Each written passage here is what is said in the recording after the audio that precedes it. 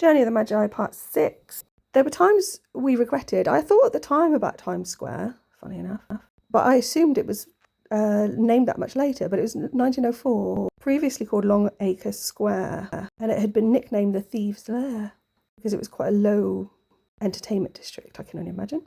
But then, what's his name?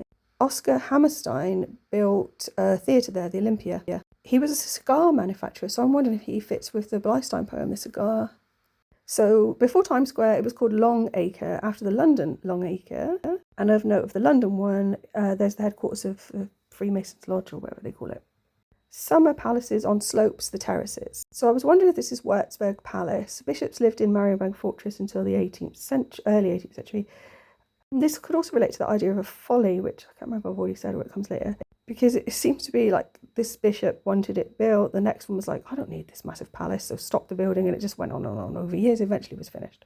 Napoleon signed the declaration of war against Prussia there in 1806. I wondered if the idea of the terrace is this bit where it's called the Court of Honour, so similar in style to the Palace of Versailles.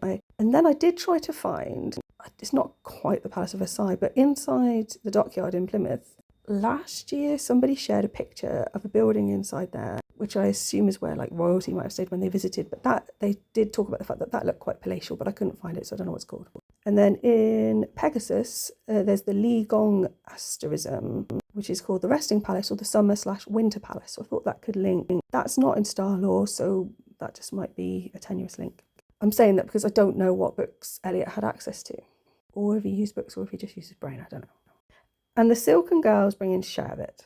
This links to the fire sermon in the wasteland: silk, handkerchiefs, cardboard boxes, cigarette ends. So at the time I was talking about napkin, handkerchief, silks as in KC, as in a barrister, but also Knickerbocker Club. Sherbet is an effervescent powder you put in a drink to make it fizzy. Etymologically links with syrup and shrub, but it's also the nickname used for an alcoholic drink, like we'll have a few sherbets. So the Knickerbocker Club was on the 5th Avenue, New York, then moved to the East 62nd Street. I assume they had drinks there, but interestingly, that second building was built on the site of widow Josephine Schmidt's mansion. She was married to August Schmidt, who founded the Lion Brewery in the 1850s. So a few sherbets is the same as a few lions. She continued to run the business and had herself built this sort of Cinderella-style house.